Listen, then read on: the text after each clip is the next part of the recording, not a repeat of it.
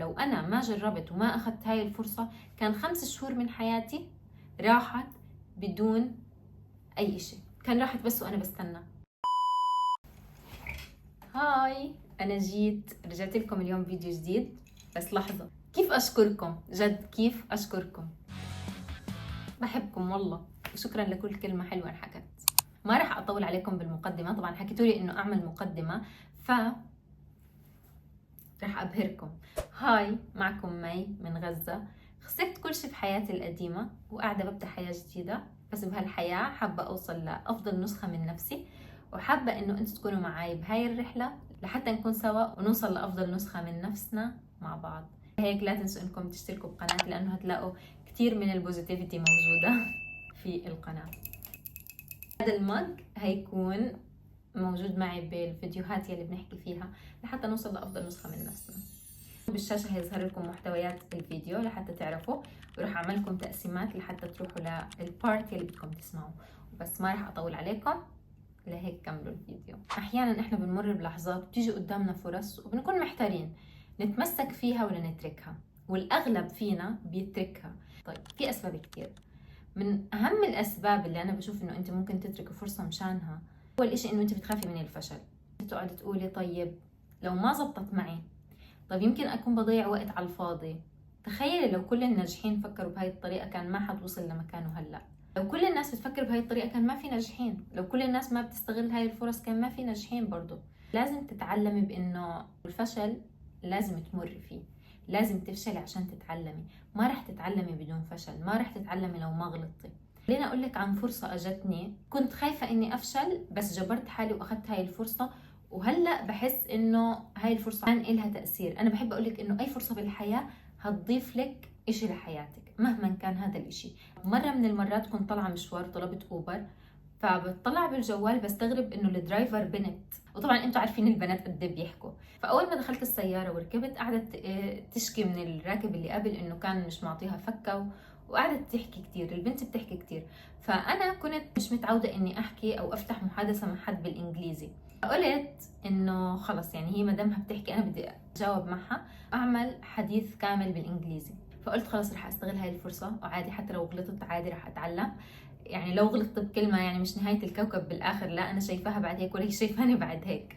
فراح استغل هاي الفرصه بانه انا بدي احكي انجليزي. فعلا هذا اللي صار. لما ركبت معها نص ساعه كامله البنت ما سكتت ولا انا سكتت، محادثه كامله بالانجليزي. انا قاعده بس بتعلم. الفرصه انه ممكن تشوفوها إشي صغير، بس بالنسبه إلي انا فيها هاي الفرصه كسرت حاجز اني رهبه اني انا افتح حوار بالانجليزي، رهبه اني انا احكي مع حدا غريب. من بعد هاي الفرصه، يعني هاي هي كانت الباب لحتى اني انا اصير احكي مع الناس بالانجليزي بدون ما انه اقعد اخاف اني اغلط. من بعد هذا الموقف، بعد هيك كان في عندي دروس سواقه، والدروس السواقه لما رحت على المدرسه طبعا هم بيعرفوا انه لغتي عربي، فحكوا لي انه ما في مدربين عربي بس موجود مدربين بيحكوا انجليزي. يا اما بتاجلي يعني الدروس تبعتك لبعد شهرين لحد ما يجي مدربين عربي، يا اما بتاخديها مع مدرب بيحكي انجليزي. كنت قادرة اني انا استنى كمان شهرين، يعني انا بالاخر مش مستعجلة. بس زي ما قلت لكم انا بشوف انه هاي فرصة، اني انا اتعلم مع مدرب انجليزي فرصة. فاستغربت انه حتى المدرب بيقول لي انت يعني متعلمة بمكان بدولة اجنبية لانه انت بتحكي انجليزي منيح. فانه انا استغربت، انا اصلا كنت اخاف احكي انجليزي، وهذا الانجليزي تبعي اتطور بس من الفرص اللي انا اعطيتها لاني احكي مع ناس من برا باللغه هاي. السبب الثاني اللي ممكن يخليك ترفض الفرص هو انه احنا بنخاف من كلام الناس. احيانا ممكن تكوني انت مهتمه براي الناس اكثر من رايك انت. بس خليني اسالك سؤال، هو مين هيعيش حياتك، انت ولا الناس؟ الاجابه واضحه. معناه اللي بهمنا هو راينا احنا مش راي الناس، لانه احنا هاي الحياه يلي هنعيشها احنا اللي هنعيشها مش الناس. سواء عملتي اشي منيح سواء عملتي اشي عاطل، الناس هتضلها تحكي.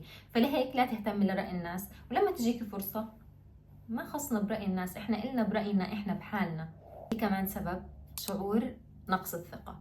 لما تجيكي فرصة ممكن تقولي أنا مش كافية، ما بقدر، ما بعرف، إنه تشكيك بقدرتك، عدم ثقة بنفسك. فلا تحكمي على نفسك بأنك مش كافية قبل ما تجربي. لا، جربي هاي الفرصة وابدي بهاي الفرصة، وصدقيني راح تستغربي من قدرتك انت بالتعامل مع هاي الاشياء. اوكي مثلا انت ممكن تبدي بوظيفه جديده عليك، ممكن بالبدايه تشوفي نفسك انك مش كافيه او انه انت ما عندك المعلومات الكافيه، بس راح تبدي مثلا تستلمي المهام، ممكن تلاقي مهمه انت ما بتعرفيها انه ما مرت عليكي، بس هتلاقي حالك مثلا تعرفي تتعاملي مع هاي المشكله، راح تروحي تبحثي لحل لها وتحليها، فرح تلاقي حالك انه انت قادره، انت كافيه، بس انت ما كنت مآمنه او واثقه بقدراتك، بس انت مش معطي لنفسك الفرصه، مش معطي نفسك فرصه انك تكتشفي قدراتك. فلهيك خدي الفرص لحتى تكتشفي هاي القدرات يلي عندك وتطوريها وتنميها. وهلا خليني اقول لك ليش لازم تقبلي اي فرصه مهما كانت صغيره. لما تجيكي اي فرصه احكي ما تفكري كتير، فكري مرتين وقولي بعدها، وخدي هاي الفرصه. بالنهايه هي فرصه. اول اشي انه هتتعلمي مهارات جديده. التجربة هي المدرسة، ما رح تتعلمي اشي بدون ما تجربي، ما رح تتعلمي اشي وانت قاعدة، لازم تدخلي بهذا الاشي لحتى تتعلمي منه. مثلا زي تجربة انك تتعلمي لغة جديدة، انت مش بس بتتعلمي هاي اللغة، انت بتتعلمي كيف تتحدثي مع الناس، بتتعلمي كيف تبني علاقات، بتتعلمي كيف تطوري من نفسك. في مهارات كتيرة رح تتعلميها بمجرد انك تقبلي في هاي الفرصة. اي فرصة بالحياة صدقيني الفرصة الواحدة رح تتعلمي منها مهارات كتير، بس انت خليكي منفتحة لانك تخوضي هاي الفرص وتخوضي هاي التجارب. ثاني اشي انه الفرص بتزيد ثقتك بنفسك، يعني انت كل خطوة قاعدة بتعمليها تشتغلي فيها على نفسك هي عبارة عن تحدي، هذا التحدي هيخليكي اقوى وبتفكير احلى. تغير طريقة تفكيرك انه انت مش بس شخص قاعد فاضي، لا انت شخص قاعد بينتج، شخص قاعد بيشتغل على نفسه. فكرة انك قاعدة انت بتشتغل على نفسك هتزيد من ثقتك، انت مش قاعدة فاضية، لا انت قاعدة بتشتغل على نفسك، ثقتك بنفسك هتتغير هتزيد. وثالث اشي ليه لازم تقبلي الفرص وكتير كتير مهم انه هتوسعي دائرة معارفك. معناته هتتعرفي على ناس جداد، هاي الناس الجداد هيقدموا لك طريقة فكرة، هيساعدوك بطريقة ما في حياتك، هيلزموك بحياتك. عشان هيك لما تجيك فرصة انك تحضري مؤتمر، ورشة، تحضري اي اشي، اقبليها لحتى تشوفي ناس جداد وتتعرفي على ناس جداد، سواء بمجالك برا مجالك. انت بحاجة انك توسعي دائرة معارفك لحتى يكون في ناس كتير بحياتك، وهاي الناس ممكن تفتح لك طرق، ممكن تفتح لك ابواب، ممكن تعرفك على اشياء جديدة. فاحنا بحاجة انه احنا نوسع دائرة معارفنا، وعشان نوسع دائرة المعارف هاي لازم نقبل الفرص اللي بتيجي بحياتنا وما نرفضها. أنا احكي لكم عن اكبر فرصة عملتها انا هاي الفترة وحسيت انه فعلا غيرت من حياتي، وهاي القصة اللي خلتني احكي معكم بهذا الموضوع. اول ما جيت على قطر كشخص طبيعي بده يدور على شغل، فانا دورت على شغل بمجالي، ولاحظت انه في شروط كتير بتطلب اني اعملها لحتى اقدر اتوظف بمجالي. فانا كنت قدام خيارين، يا اما هقعد استنى هاي الشروط انها تصير، وهي طبعا ما هتصير بيوم وليلة لانه حكيت لكم انها معقدة، يا اما هدور على فرص جديدة لحتى ما اضل قاعدة بالبيت. فاللي عملته بتذكرها كان يوم خميس، فتحت اللابتوب ودخلت على موقع توظيف وعملت تقديم على 5 وظائف. سكرت اللابتوب، بنفس الوقت انا سكرت اللابتوب من هنا اجاني اتصال من ماركتينج ايجنسي، من شركة تسويق، وحكوا لي انهم بدهم يقابلوني يوم السبت لوظيفة. كان الموضوع إشي جديد علي، انا دايما يعني شغلي بمجالي، يعني ممكن اكون بصنع محتوى على انستغرام، كنت قبل هيك على يوتيوب، بس ما كانت انه افكر فيها كشغل. قلت هروح يوم السبت على المقابلة وافهم شروط الشغل هذا. ولما انحكى لي عن شروط الشغل ترددت، يعني حتى افكر بهاي الفرصة. بس بعدين طبعا استشرت اللي حوالي، فكنت قدام خيار اني اقبل هاي الفرصة. وبالبداية لما قبلت هاي الفرصة ما كنت عارفة صراحة ايش ممكن يكون لها تأثير. اليوم انا صار لي 5 شهور بشتغل مع هاي الماركتينج ايجنسي كصانعة محتوى. شغلات كتير انا تعلمتها بتخص صناعة المحتوى ما كنت هتعلمها وانا قاعدة في البيت. قاعدة بفكر لو انا ما جربت وما اخذت هاي الفرصة كان 5 شهور من حياتي راحت بدون اي اشي، كان راحت بس وانا بستنى، انا بس بستنى الفرص تيجي او انه فرصة بموضوع معين. فعشان هيك عن جد انا بحكي لك اي فرصة مهما كانت هاي الفرصة صغيرة او فرصة كبيرة ما تقولي لا، روحي لهاي الفرصة، صدقيني رح تتعلمي. صراحة ممتنة لهاي الفرصة. تحدي الأسبوع أنا سميته تحدي قبول الفرص، لهيك بدي إياكي من اليوم في هذا الأسبوع أي فرصة بتجيكي مهما كانت هاي الفرصة صغيرة. طبعا إحنا لما بنحكي عن الفرص ما في فرص صغيرة، كلهم لهم تأثير على حياتك بس أنت ما بتشوفيه بوقته يعني. فكل فرصة بتجيكي، مثلا انه اجتك فرصة انك تحضري ورشة مجانية احضريها، اجتك فرصة انه تساعدي صديقتك في مشروع او زميلة لك في مشروع ساعديها، رح تتعلمي اشياء. لو اجتك فرصة بانه انت تطلعي مع صاحبيتك مشوار، اطلعي. طبعا هذا الاشي عارفة انه مش لازم احكي لكم تطلعوا، عارفاكم رح تقبلوا هاي الفرصة بدون تفكير. اجتك فرصة انك تتعلمي اشي جديد، تعلمي. اجتك فرصة انك تشتغلي شغل جديد، اشتغلي. واهم خطوه في التحدي انك تقبلي كل فرصه بتجيكي، ما تفكري كثير، اقبلي هاي الفرص. انتوا فاكرين انا حكيت لكم عن دفتر الامتنان، خلونا نجيب الدفتر. بتسجلي بهذا الدفتر شو الفرص اللي انت قبلتيها، وشو كان شعورك لما قلتي بدل لا، انك قبلتي هاي الفرصه بدل ما ترفضيها. وكمان شو هاي التجربه غيرت عليكي، شو ضافت عليكي.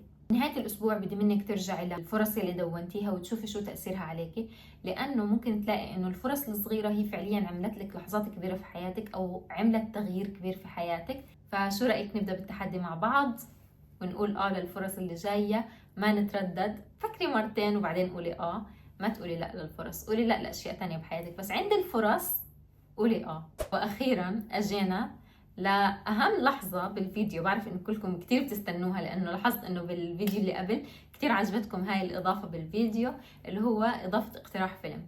فيلم اليوم أحلى من الفيلم اللي اقترحت لكم إياه المرة اللي فاتت. فيلم الأسبوع هاد هيخليك بدك تقومي تجري تقومي تجري تنجحي. اوكي، اسم الفيلم تبع اليوم The Pursuit of Happiness، اللي هو مطاردة السعادة، عن شخص بيواجه كل الصعوبات بس ما بيستسلم وبينجح بالاخر. ما رح احرق عليكم الفيلم. الفيلم كتير بيجنن، مدته ساعة و57 دقيقة، شوي طويل، بس ما حسيت بالوقت، لانه انا حسيت انه طول الوقت وانا مركزة بالفيلم بدي اعرف كيف هينجح، لانه الظروف اللي فيها هو كان كتير صعبة. والأحلى من هيك إنه هذا الفيلم من قصة حقيقية، يعني إنه هذا الإشي فعلا صار، هذه القصة فعلا صارت. يعني صراحة الفيلم كتير كتير كتير حلو، يعني لو أنا مش حضراه هرجع أحضره تاني، لأنه كتير هيك انسبايرنج، كتير ملهم، يعني رح يلهمكم كتير زي ما قلت لكم، لأنه الأفلام كتير بتأثر علينا، فخلوا أفلامنا كلها أفلام حلوة، أفلام ملهمة، أفلام تحمسنا. بس بهيك بنكون وصلنا لنهاية فيديو اليوم. بس تذكير أخير، تذكري إنه الفرص هي اللي بتعمل فرق ما بين الحياة العادية والحياة اللي بنحلم فيها. لهيك أي فرصة بتجيكي اقبليها لحتى بالآخر توصلي لحياتك اللي بتحلم فيها. وبس، بحبكم كتير كتير كتير كتير، وأشوفكم على الفيديو الجاي. باي.